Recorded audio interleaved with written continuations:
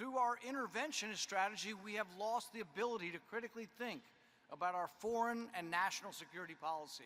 Many in Congress seem to have forgotten that to achieve peace through strength requires diplomacy.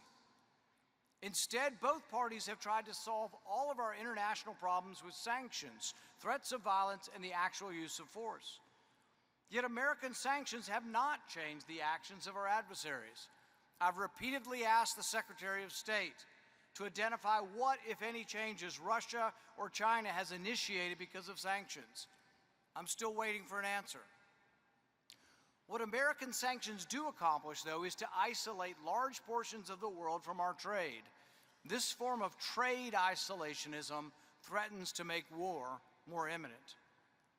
Whilst we must be prepared to defend our country and our interest without hesitation, we cannot forget that war must always be a last resort.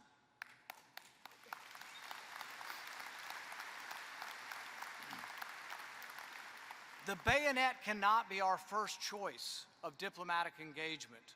The potential cost of war today is simply too high. Today, our chief adversaries have the capability to destroy our way of life as we do theirs.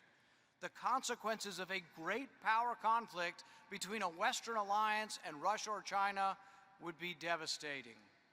We would feel those effects in all aspects of our life.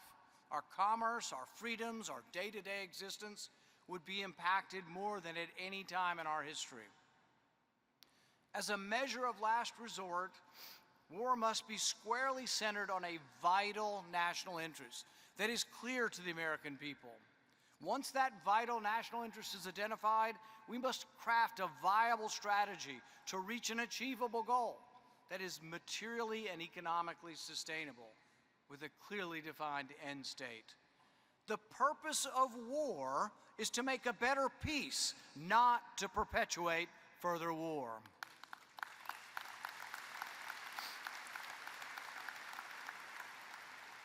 Most importantly, we must hold sacred the principles of our founding fathers, which espouse that no one leader may take our country to war.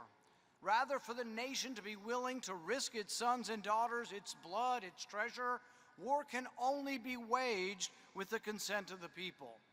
That required consent is derived from acts of Congress, from the Constitution. Only Congress has the power to declare war. My pledge to you is this: to continue to push to return the traditional American form of restrained realism, that these principles, war is a last resort, used only to defend a clearly identified national interest through a viable strategy to achieve a sustained end state, and even then, only with the consent of the people. If and when we must fight,